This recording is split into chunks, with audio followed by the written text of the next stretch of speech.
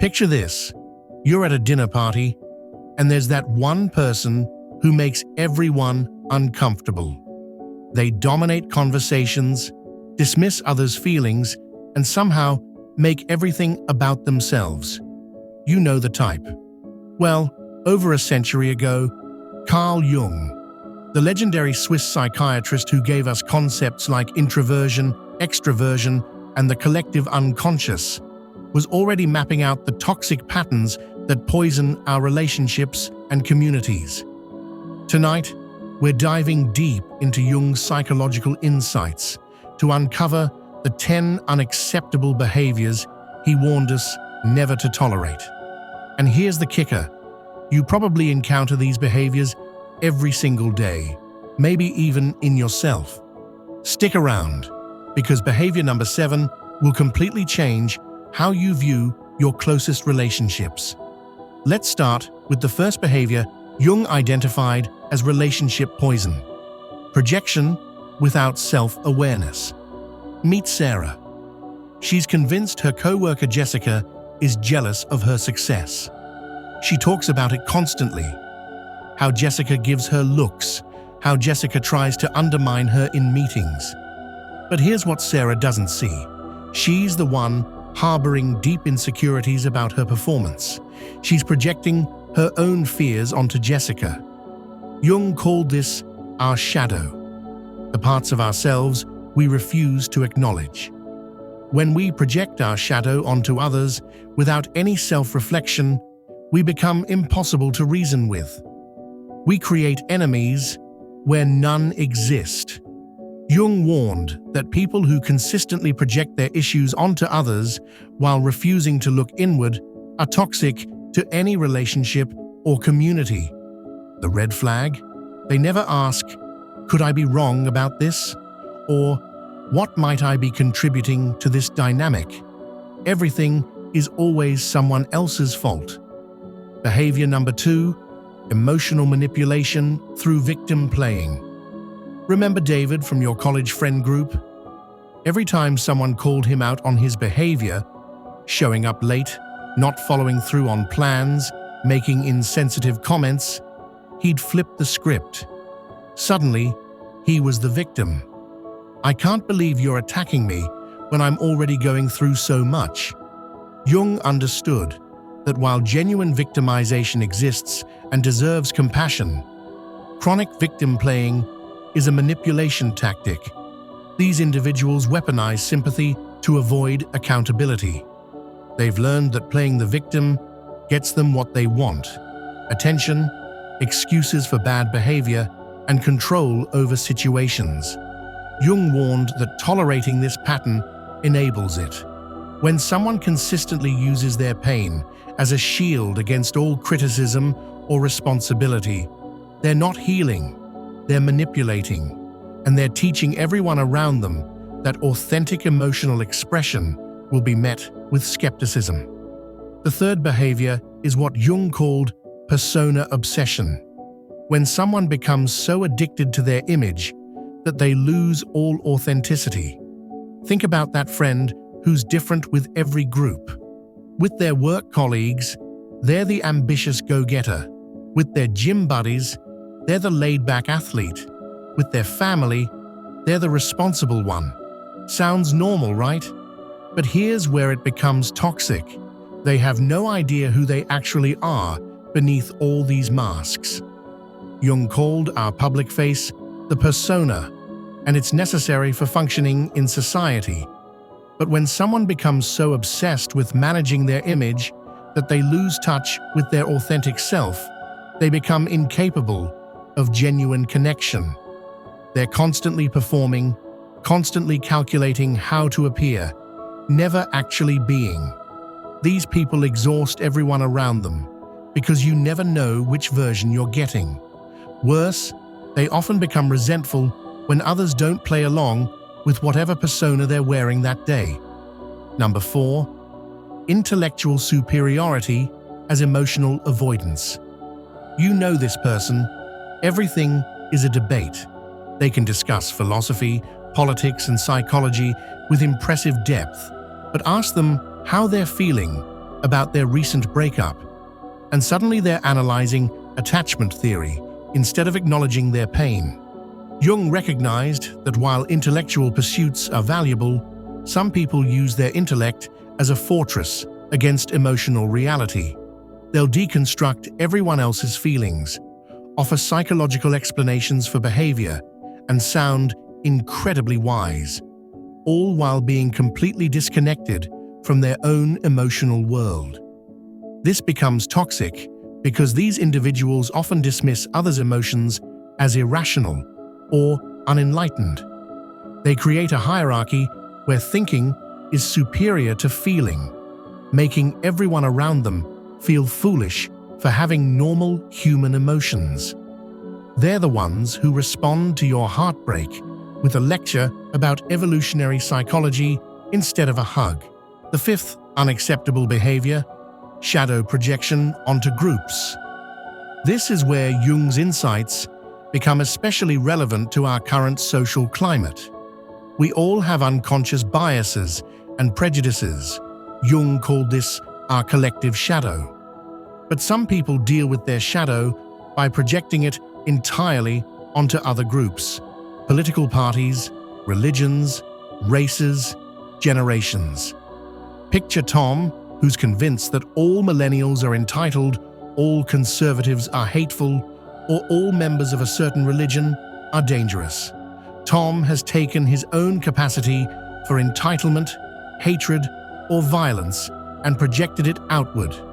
By making these groups the enemy, he gets to feel morally superior while avoiding any self-examination. Jung warned that people who consistently demonize entire groups are usually running from aspects of themselves they can't face. They're not just prejudiced, they're psychologically dangerous because they've lost the ability to see the humanity in others. They've turned complex human beings into symbols of everything they hate about themselves. Behavior number 6. Individuation. Resistance. Jung believed our main task in life is individuation, becoming our authentic, whole selves. But some people actively resist this process, and worse, they try to prevent others from growing too. Meet Linda, your friend who gets uncomfortable whenever you try something new. When you started therapy, she made jokes about paying someone to listen to your problems. When you began setting boundaries with toxic family members, she guilt-tripped you about abandoning family. When you discovered a new passion, she found ways to diminish it. These people are stuck in psychological adolescence, and they need everyone around them to stay stuck too. Your growth threatens their comfort zone. Jung saw this as one of the most destructive behaviors because it doesn't just harm the individual, it actively prevents others from becoming who they're meant to be. The tragedy is that these people often disguise their resistance as care. "I'm just looking out for you," or "I liked you better before you changed." Here's number 7, the one that changes everything: Anima, Animus possession. Jung believed we all have a contrasexual aspect to our psyche, the anima in men and animus in women. When someone becomes possessed by this aspect, they exhibit exaggerated behaviors that are usually the opposite of their conscious personality. In modern terms, think about the ultra-masculine guy who suddenly becomes irrationally emotional and manipulative when he doesn't get his way, or the typically nurturing woman who becomes coldly analytical and cruel when challenged. They're not integrating these qualities, they're being overwhelmed by them. People experiencing anima or animus possession become unpredictable and often cruel. They'll use their contrasexual energy as a weapon. The tough guy who becomes passive-aggressive and emotionally manipulative, or the caring person who becomes calculating and ruthless. Jung warned that when someone is possessed by their anima or animus, they're temporarily not themselves, and the damage they can do to relationships is severe. The scary part: They often don't remember these episodes or deny they happened. Number 8. Complex activation without awareness. Jung discovered that we all have psychological complexes, clusters of emotionally charged thoughts and memories that can be triggered. For most of us, when a complex gets activated, we might overreact to something that reminds us of a past hurt. But some people live in a constant state of complex activation without any awareness.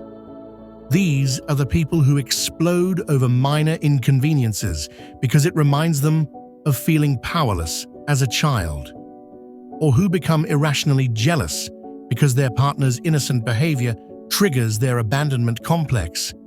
The problem isn't having complexes, we all do. The problem is having no awareness that you're being controlled by them. Jung emphasized that people who can't recognize when their complexes are running the show become dangerous to be around. They're not responding to present reality, they're responding to old wounds, and everyone around them becomes a character in their unconscious drama. You can't reason with someone in the grip of an activated complex because they're not really seeing you. They're seeing their trauma. The 9th behavior, individuation sabotage. This is different from individuation resistance. These people don't just avoid their own growth, they actively sabotage it and others.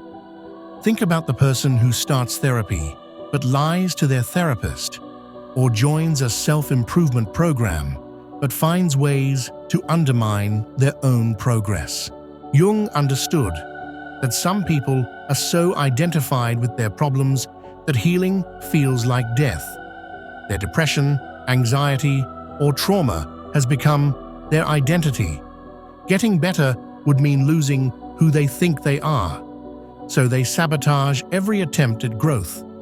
Often unconsciously, these individuals are dangerous because they often disguise their sabotage as wisdom. They'll tell you therapy doesn't work, that self-help is just wishful thinking, that people don't really change. They're not being realistic. They're protecting their right to stay sick. When they're in your life, they become like psychological vampires, draining your hope and enthusiasm for growth. Jung warned that these people will unconsciously recruit you into their stagnation. The final behavior Jung warned against, unconscious inflation. This is when someone becomes possessed by an archetype. They start believing they're the hero, the wise one, the victim, or the savior. They lose their individual humanity and become a walking symbol. We've all met these people. The friend who thinks they're everyone's therapist, the colleague who believes they're the only one who can save the company, the acquaintance who's convinced they're more enlightened than everyone else. They're not evil, they're inflated. They've lost touch with their human limitations and flaws. Jung warned that inflated people are dangerous because they lack humility and self-awareness. They make decisions based on their archetypal role rather than reality, and they often cause tremendous damage while believing they're helping. Here's what Jung understood that we often forget. Recognizing these behaviors isn't about judging others. It's about protecting our own psychological health and growth. When we tolerate these patterns, we enable them. When we enable them, we become complicit in our own diminishment. The question isn't whether you'll encounter these behaviors. You will. The question is whether you'll have the wisdom to recognize them and the strength to say, "Not in my life." Remember, the goal isn't perfection. We all exhibit some of these behaviors sometimes. The goal is awareness, growth, and the courage to surround ourselves with people who support our journey toward becoming who we're truly meant to be. What Jung taught us is that our psychological health isn't just personal, it's communal. The behaviors we tolerate shape the world we live in. Choose wisely.